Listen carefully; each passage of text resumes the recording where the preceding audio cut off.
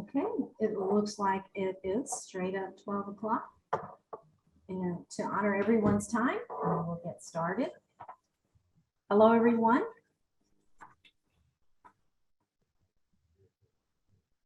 Thank you for joining us today. Welcome to the Springtime Science Series.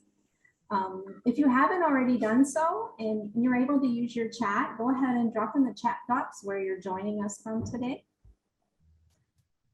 This series is a collaboration between Illinois Extension and the Interdisciplinary Health Series or Health Science Institute at the University of Illinois, and is designed to connect those across the state with researchers at the university and provide evidence-based educational programming. If you are seeking CEUs or CPDUs today, please click the link in the chat box and fill out the form to check into today's webinar. You will be receiving a follow-up email with an evaluation that needs to be filled out to finalize your CEU or CPDU process.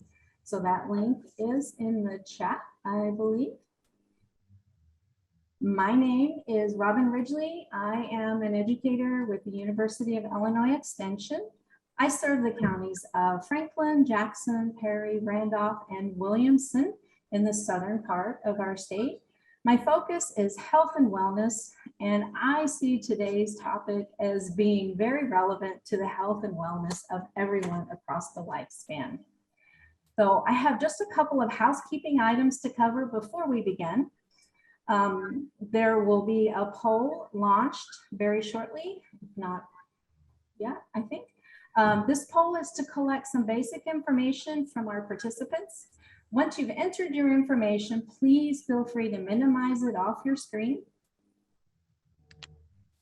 So, and if you have any questions during our program, please type them in the chat box and our presenter will address them throughout the program today. If you're calling in, please hold your questions until the end of the session. So now, without further ado, I would like to introduce our speaker for this series, Erica Knoll. Erica is a health professional who has worked in healthcare for the better part of 20 years. She takes immense pride in working, she takes immense pride in researching, communicating, and delivering information on various health topics, helping the audience apply it to their lives for optimum physical and mental wellness.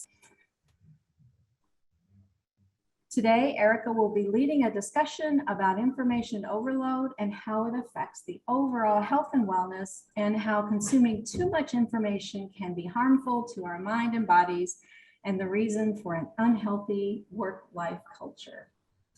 Take it away, Erica. Thank you so much, Robin, for that introduction. And thank you everyone for tuning in to this webinar on information overload, how being too informed is hurting the health of the world.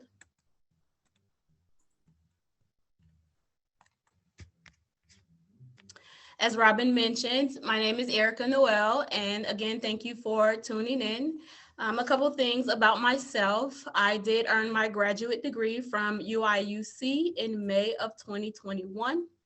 I do currently work in healthcare and have been for the better part of 20 years, where I currently assist with anesthesia and surgical services at a federal healthcare center. I do enjoy reading, conducting independent health studies, and hosting these types of webinars.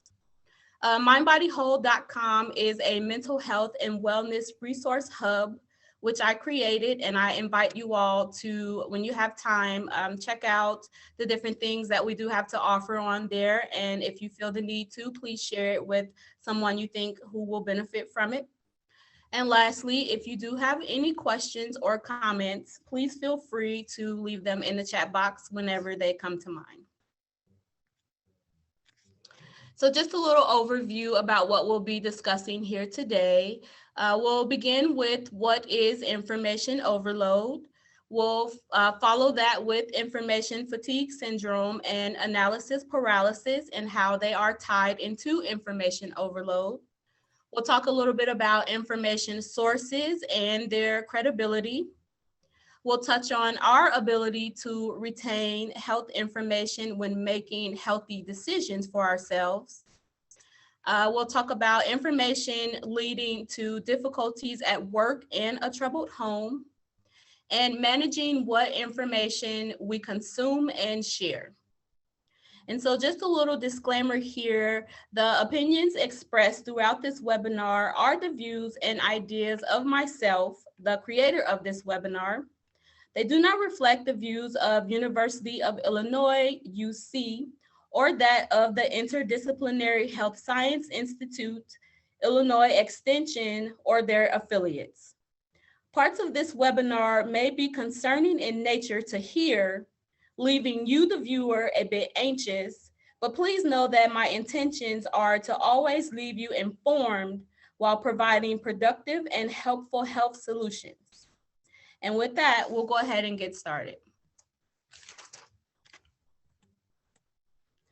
So information that is warranted and even that which is not finds a way to show up in every aspect of our lives and has steadily increased over the years.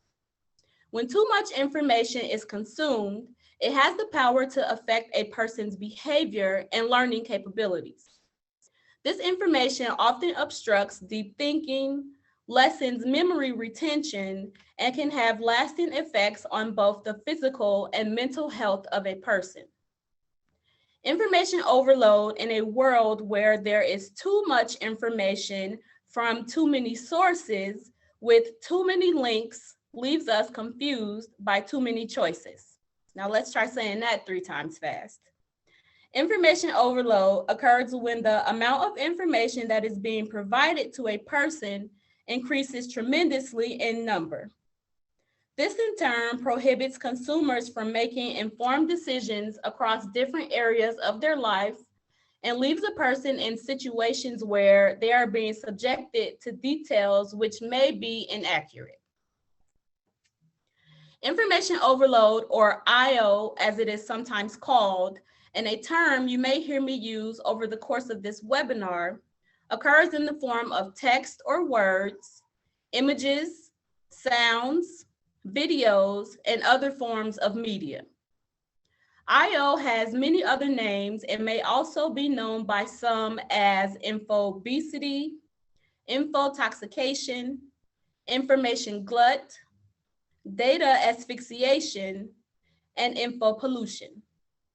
The significance or sum of all of these names means pollution or contamination of useful information when mixed with inaccurate information. So IO occurs when information has been overshared in a fruitless and ineffective manner.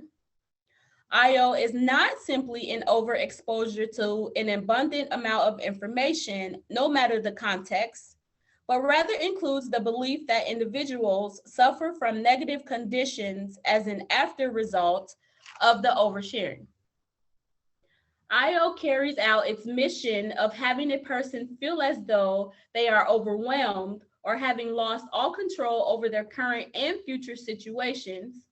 It negatively builds upon how one processes information and how that information leaves you stressed mentally and socially. IO is sometimes thought of as a new phenomenon stemming from our accelerated and ever-changing interconnected world, when in fact, researchers have been discussing IO since the 1960s. So information overload was first established in 1964 by a social scientist by the name of Bertram Gross, who first used the term in his book, The Managing of Organizations, The Administrative Struggle. Now, this 2-book series sometimes focused on organizations and how employees may be disinterested and dehumanized as a result of being overloaded. Information overload again resurfaced in 1970 when a futurist writer by the name of Alvin Toffler used the term in his book, Future Shock. The term was used then to describe both physical and mental distress as members of society often felt and still feel weighed down due to the intensity felt during the decision-making process. Now, it's worth mentioning that Tolfer who passed away in 2016, was a futurist writer best known for his works as a businessman, a writer, of course, and someone who concentrated his efforts on the role that technology would play in shaping things during his time and currently now and in the future to come. So many employers of today's world would agree with Tolfer with his findings that over the next few years and possibly decades, work culture will continue to experience instances of physical and mental pressure within high demanding industries due to an endless flood of information.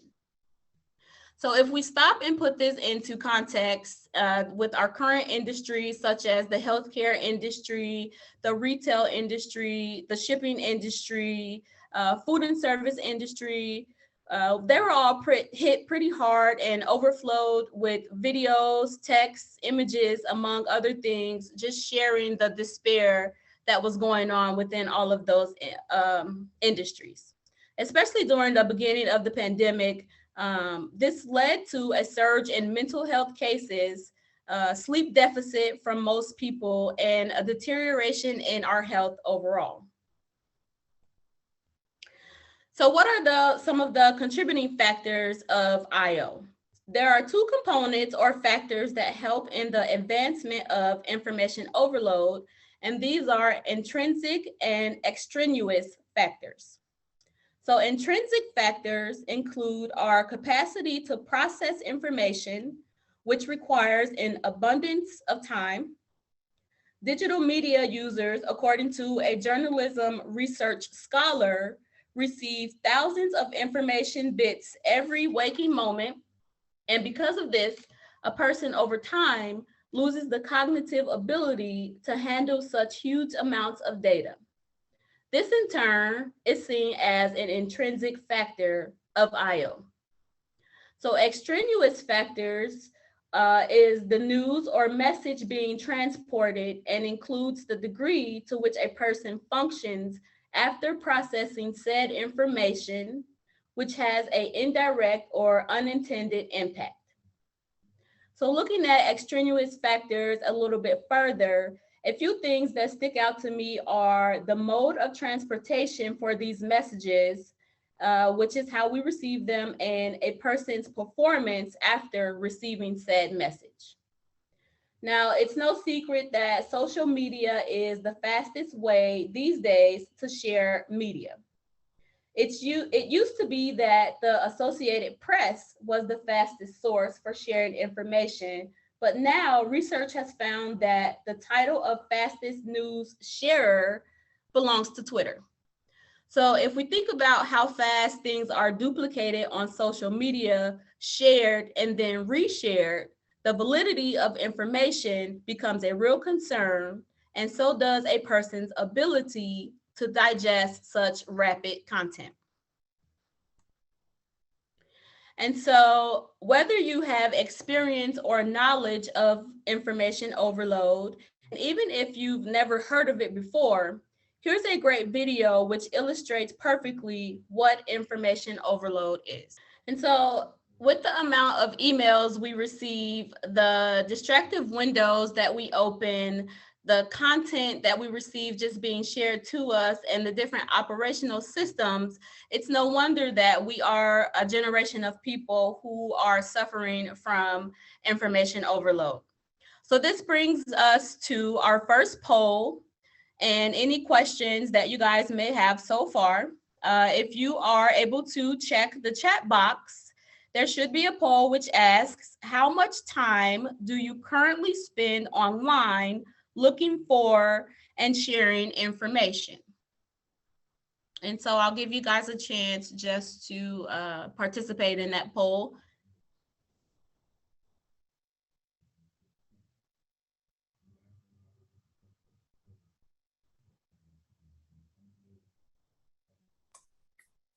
Erica, would you mind sharing your screen again? I think that went away. Yes. Okay.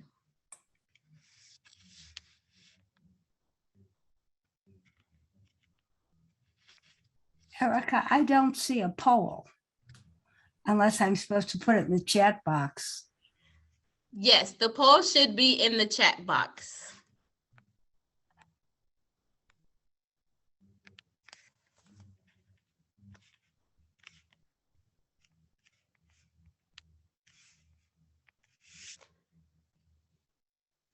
And you guys should be able to see my screen again.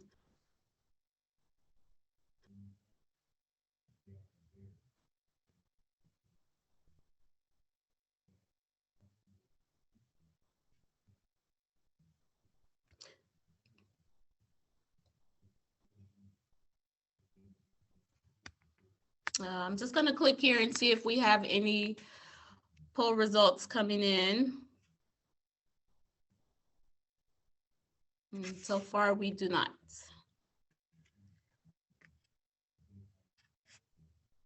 Dee, were you able to share that poll in the chat? I think people are confused that the poll is actually the link that you sent. Oh, Yeah. no, the poll is not the link. The poll should be in the chat box. Sorry. Right, but it's a link to the poll because all there is a link. And once you open the link, then you get the poll. So the link on the screen here is for me to share the results, but the poll itself should actually be in the chat box.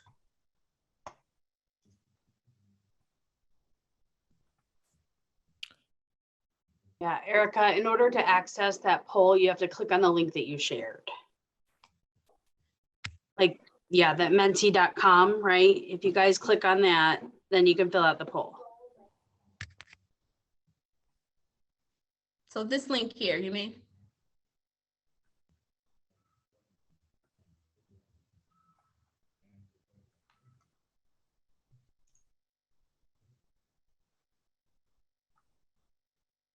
So if you guys are able to go to menti.com and use the code 16685884, then you should be able to participate in the poll, which asks, how much time do you currently spend online looking for and sharing information?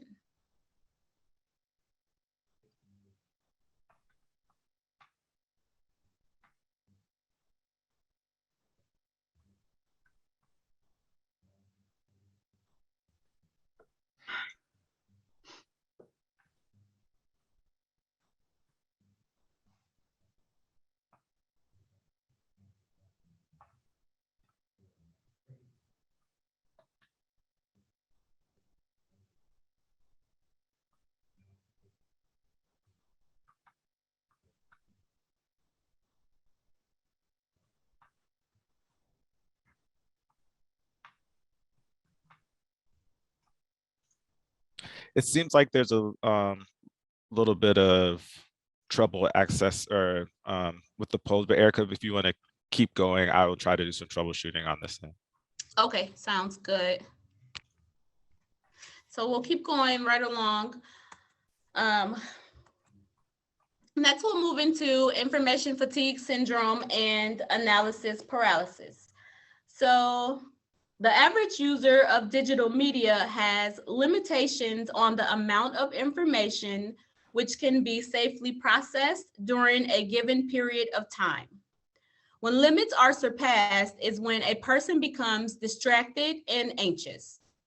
This makes for a less than favorable outcome, leading to a decline in performance at work and a missed opportunity for accountability at home. The enabling of digital culture gives us access to more information and propaganda, which has now become easily shareable due in part to technology.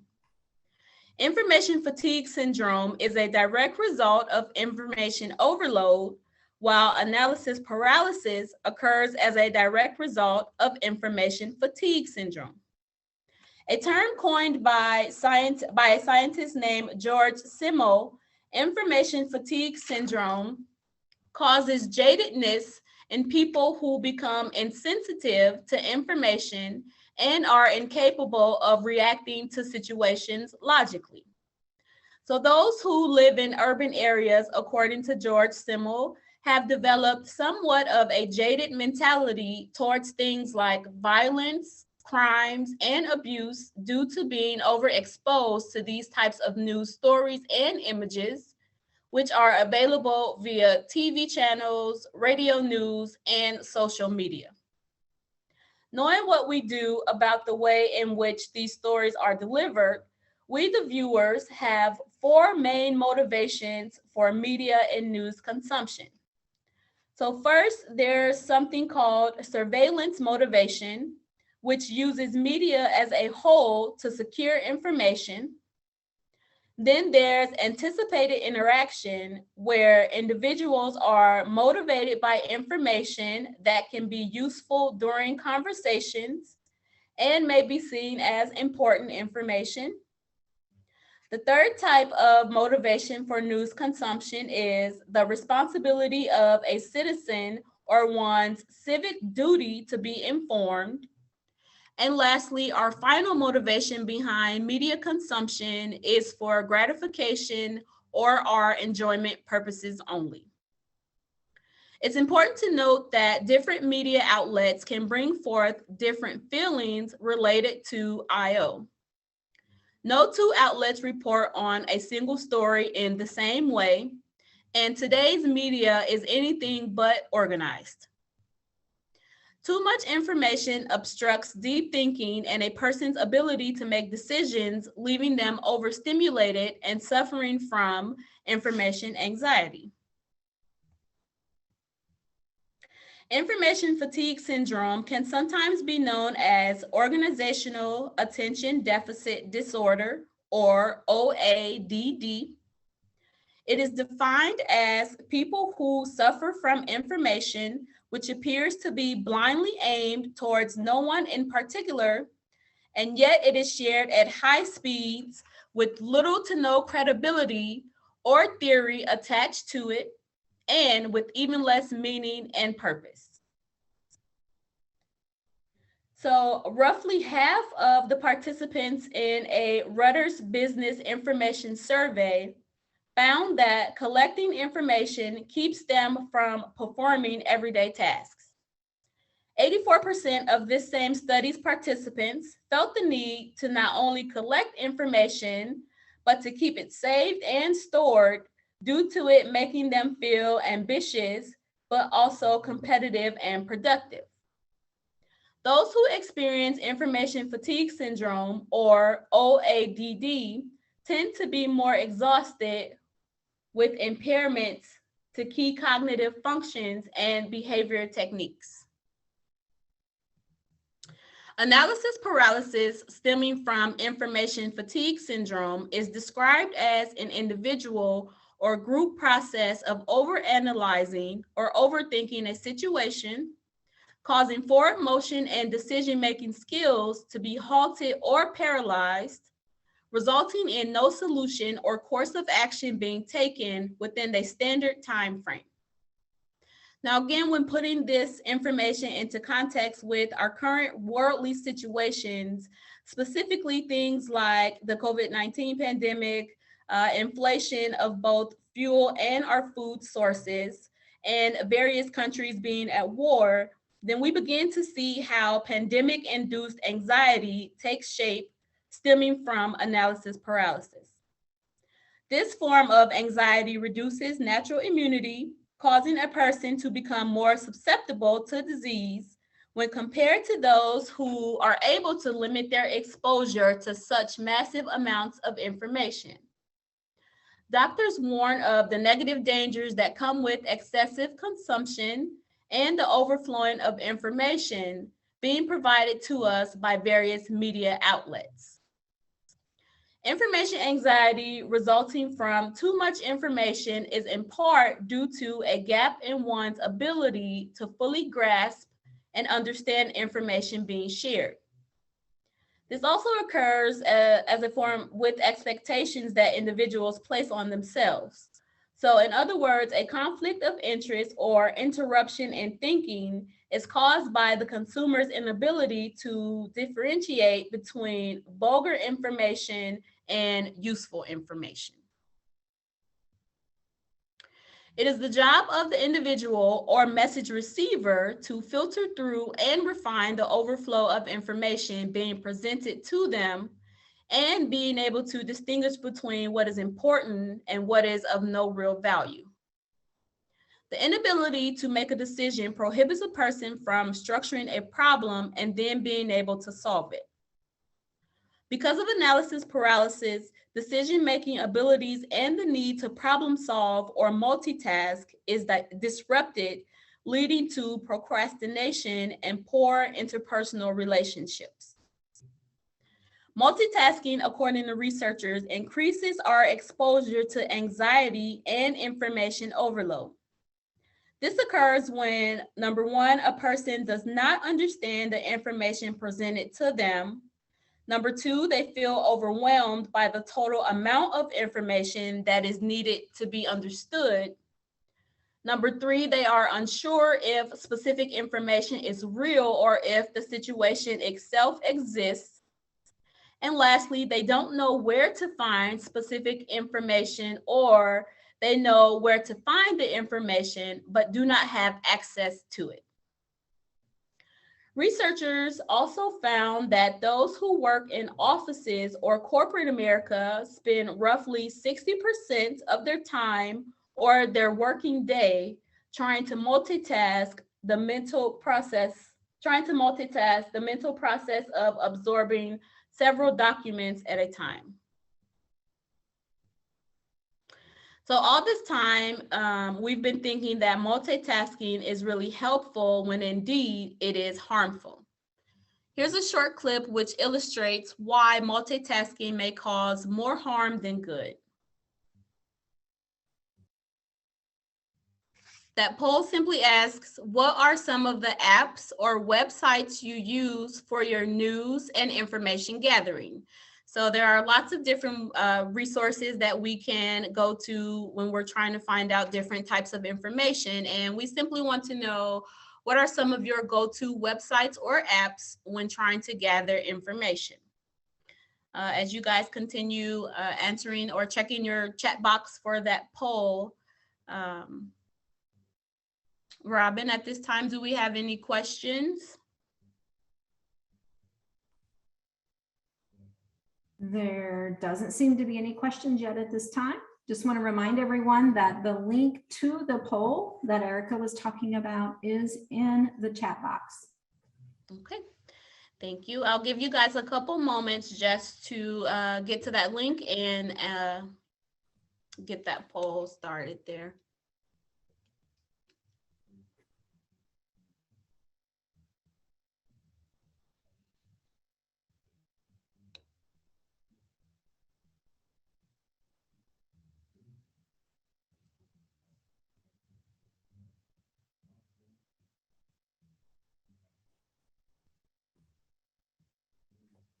Okay, and as you guys are coming back from that poll, we'll move into information sources and their credibility. Long ago, or shall I say between the years of 1939 and 1945, we entered a period known as the age of the service industry. And during this time, employment areas such as retail, healthcare, and customer service jobs had become a very popular job to have.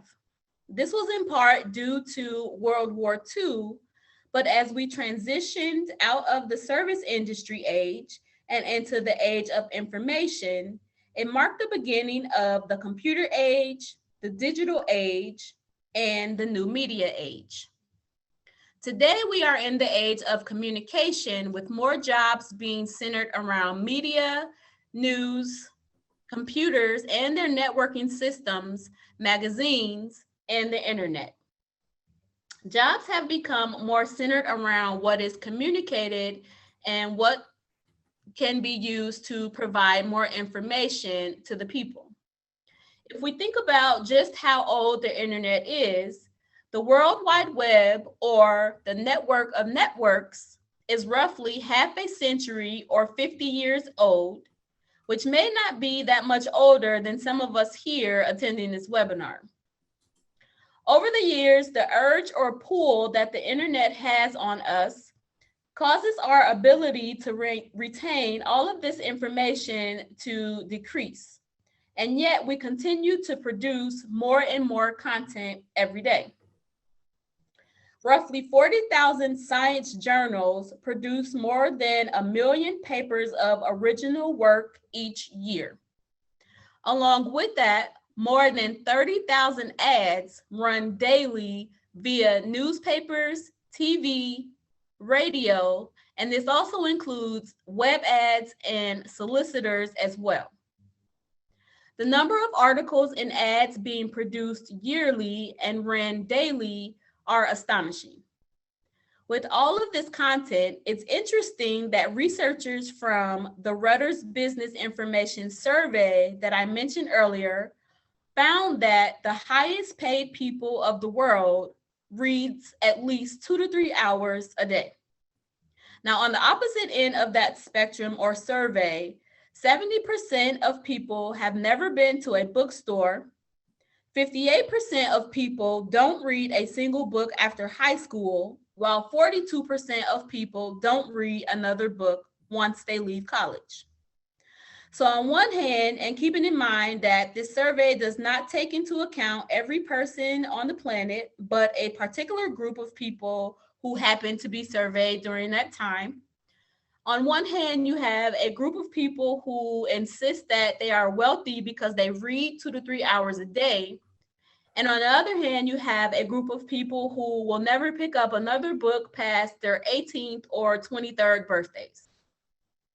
It still leaves the question that if books are not the route to go for some, then where does the average person turn for their daily overload of information? The answer simply is the internet and technology. We as humans do not possess the, sorry guys.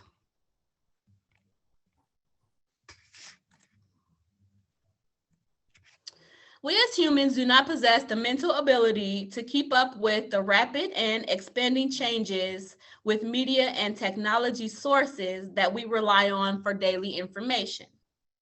Our inability to stay focused and on target when using technology and when heeding information from those we consider to be experts has created a gap when we try to understand the information produced and being delivered to us. This gap has transformed our level of intelligence and our attention span, leaving us focused more on short clips and sound bites instead of the bigger picture and more relevant information. So there's a reason why news media or your favorite social sites like TikTok or Instagram have moved more towards promoting 60-second clips and reels versus actually taking the time out to show 5 or 10 minutes videos or to listen to or watch a full story. Instead, they would rather show short clips pertaining to the story. Even Twitter only gives you so many characters to type, and this is because executives who run these channels and sites know that our attention span has become less and less over the years, leaving us victims of information fatigue syndrome or suffering from organizational attention deficit disorder. According to researchers, the cells of our brains allows us to use 26 different methods or tools to convert and encode information. So right there, we learned that the human body knows the magnitude in which information will be filtered into our lives, and it tries to prepare us for it, but even those 26 methods are not enough. When the brain is overstimulated and multiple sources and with the constant flow of information occurring every second of every day, the destruction of neurons become likely and leads to disorders affecting multiple systems in the body. The difficulties caused by being subjected to too much information oftentimes makes it hard for us to know which source is credible and which source is only reporting things simply for their own personal gain or their own notoriety. Symptoms of IO leading to a breakdown in healthy decision-making include insomnia and tiredness, mood swings, and unstable energy. In order to withstand or cope with and endure some of these feelings, the act of vetting sources must become part of our normal routine. So everyone claims to be scholarly or credible media outlets, but this can be verified by doing things like conducting a search of the news source to evaluate their credibility, and figuring out what are the standards or the ethics that these different sources stand on. Are they transparent with what they report, or where does their funding come from? How do they handle news in which they report an error? Are they also having to retract stories or statements often? And finally, take time to read the stories, not just a little bit of the stories, but the full stories and that they report, and even learn more about the person reporting on these stories. Information overload and work culture. Researchers have found that those who work for large organizations oftentimes collect more information than needed, due in part to the influence of others. People often look for large amounts of information to share with their peers when trying to appear as a credible and valid source. So this is a common and standard practice deemed by society as being both a rational and normal standard. When we look at this bit of information from an organizational level, by reducing the quantity of information a person receives and rebuilding upon their processing abilities, you are encouraging employees to think for themselves and advance as individuals.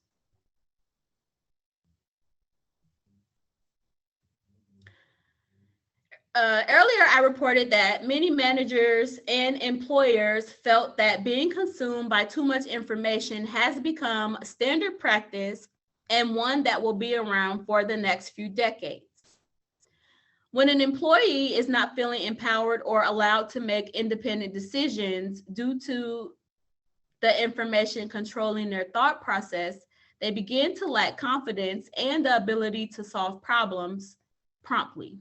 Adversity increases, and dependency on information will almost always lead to an employee who now knows how to function under high levels of stress. But when decision-making power is strategic and shared amongst those who have to work together, despite those parties not being able to trust one another fully, it can still bring forth partnership and positive viewpoints. As employees begin to feel enabled by their employer, it directly impacts their performance and strengthens the job satisfaction as well as their work, and brings forth great feelings inside of them. This also strengthens office dynamics as well as communication, their ability to follow along with direction, their conduct, and symbolism or quality of their work as well. Strengthening team dynamics and lessening the chances of information overload should be a top priority for managers and administrators as they learn to not only properly delegate information, but through encouragement, employees will begin to understand their responsibilities better and how to properly filter through things that are of no value to them. When employees and employers, for that matter, are exposed to too much information than needed, the tendency to want to take your work home with you becomes a real possibility. Information overload contributes to an unstable home life and increases a person's chances of suffering from high blood pressure, cardiovascular disease, digestive disorders, mental health distress, and panic attacks. Now, in no way am I stating that these conditions will indeed occur, but your chances of experiencing or suffering from them will become greater with the continuing of consuming large amounts of information. Americans already spend more time at work and participating in social activities, as well as longer hours of school, than they do spending time at home. Most employees, when you ask them, will agree that their work families on most days take the place of their actual family due to spending expensive amounts of time at other locations besides their home and being focused on things like work and information instead of being focused on more important things like their families and their health. So here's another short video which talks more about indirect effects on your attention span while directly affecting your health. Sorry, guys. So, laptops, emails, and leaving work at home is something that we are unable to do. Work has completely consumed our lives, and that video just speaks to the point of how instead of focusing more on work, we should focus on rest days and being able to unplug. So when information processing parameters become overloaded, a person becomes fatigued, resulting in unfavorable outcomes and a decline in quality of life. The online information environment is dangerous and very demanding. It was found that younger consumers of media are overly involved with information sharing while trying to multitask on things like school and sports, thus experiencing higher levels of overload.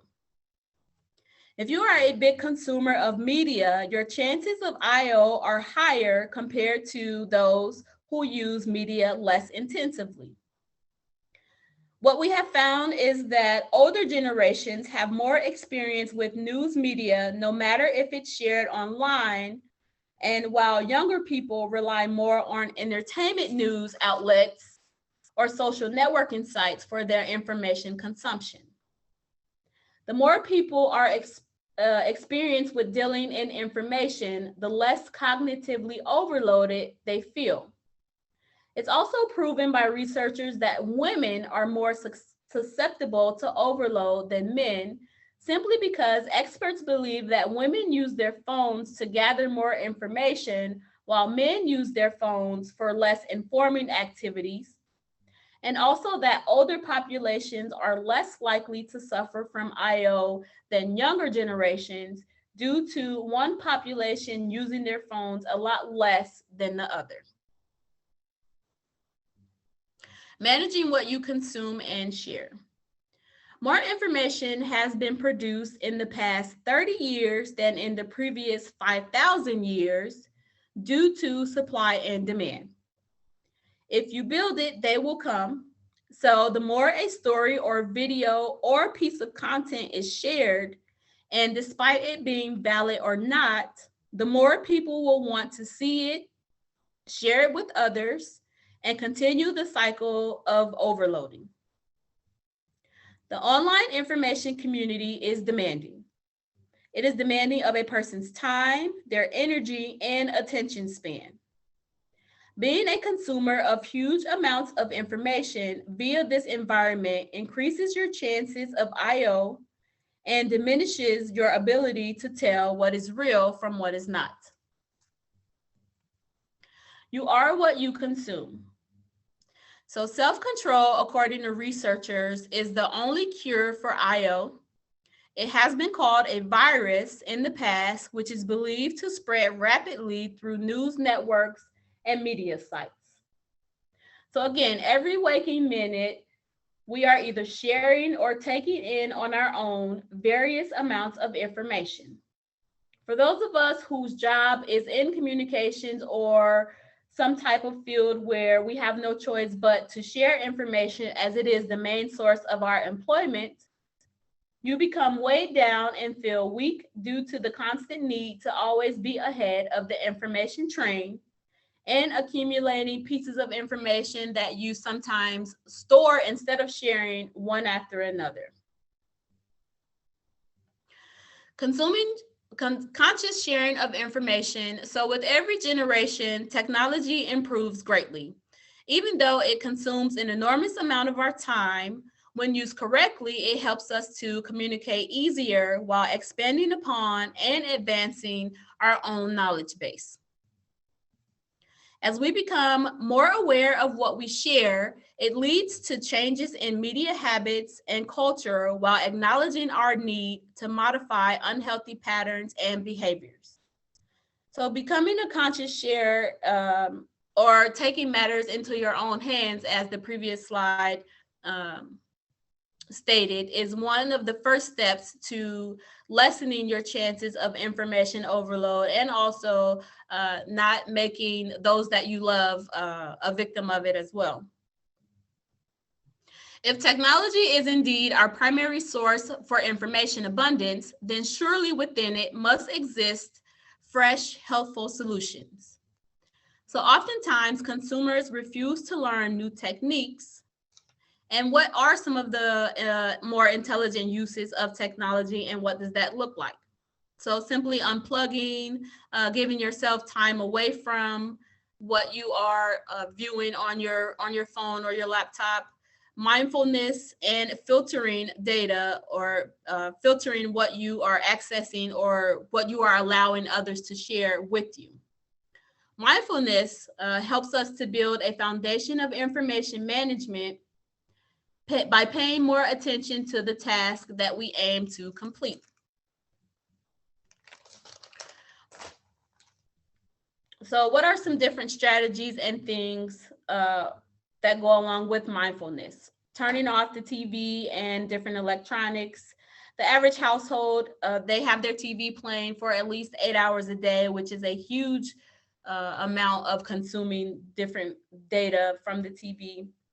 Don't let your electronics control you. Set boundaries. Restrict access to your computer. Give yourself some time limits, which helps you to stay present and operating your life in real time.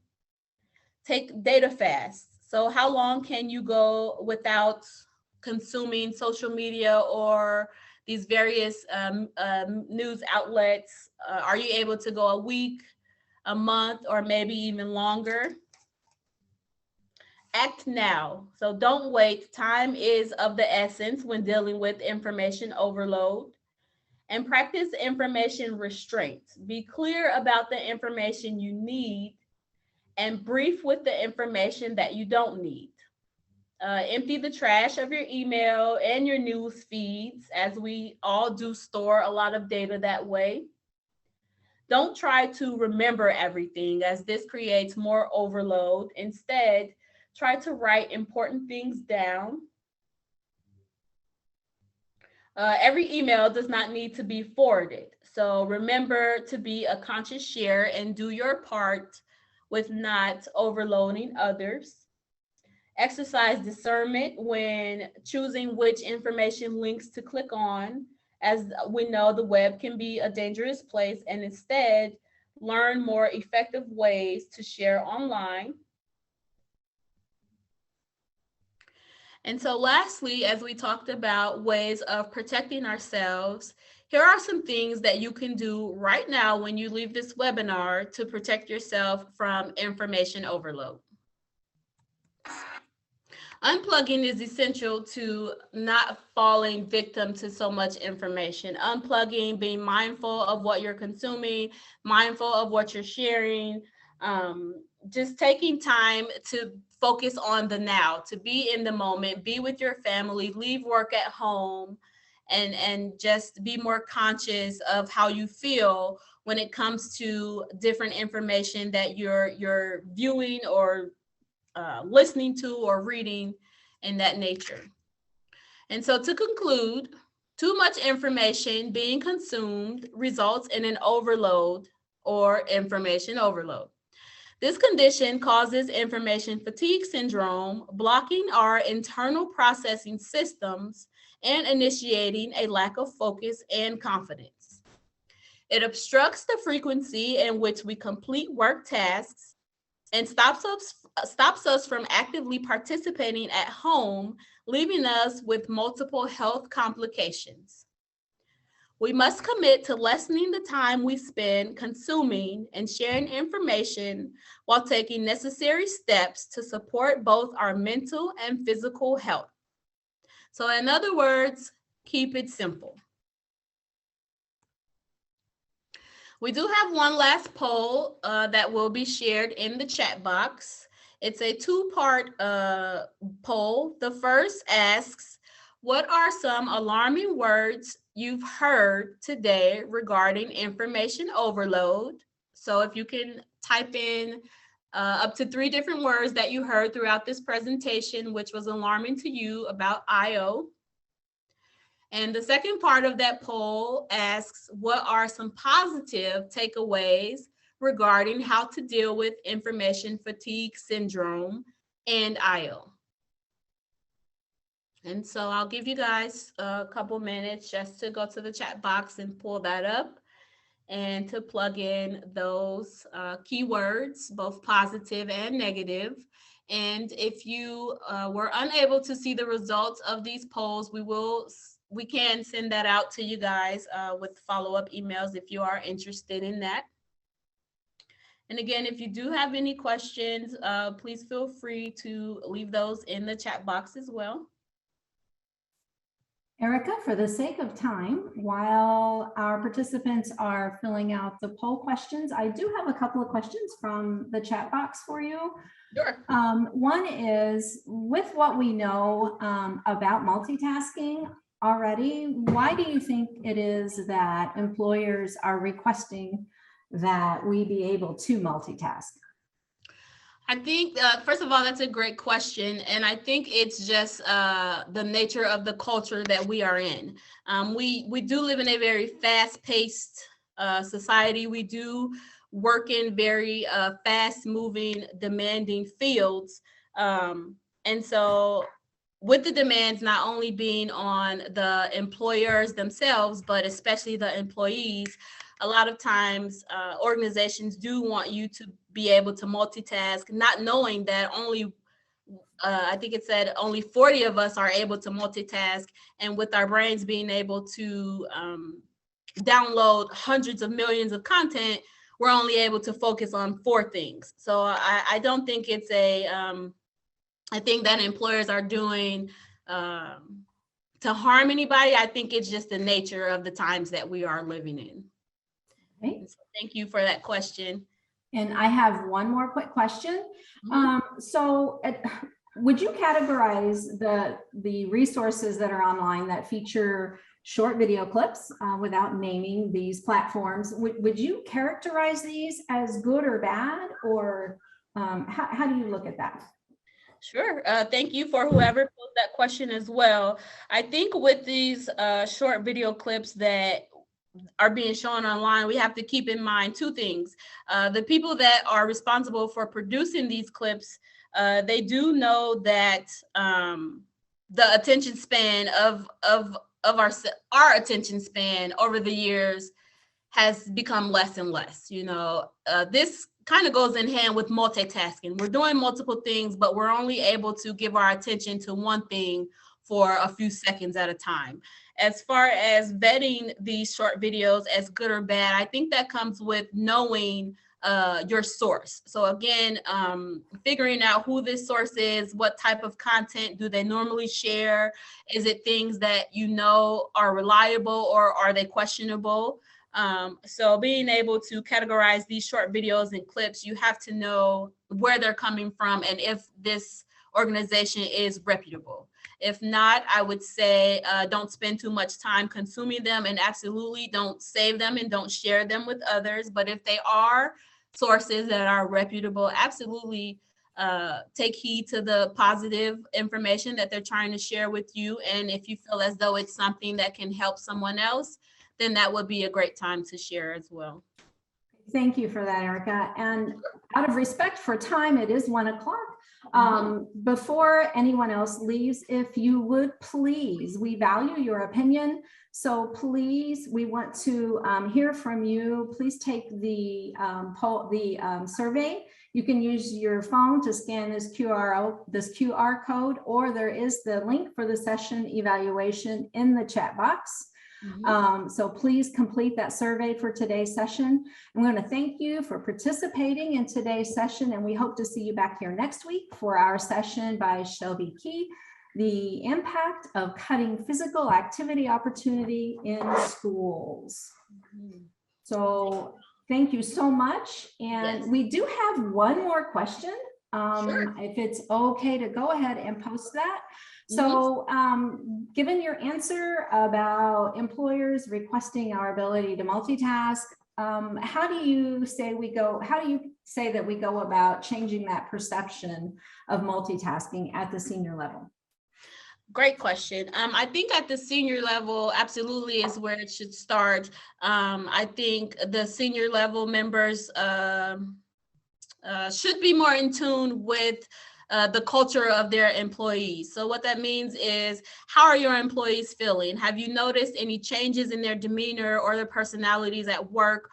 Are they more upbeat, or are they, expressing more emotion? I think more trainings need to be put into place from the senior level that just touches on, how to have a great work balance and couple that with a good home balance. Oftentimes, without us trying, we do take our work home with us.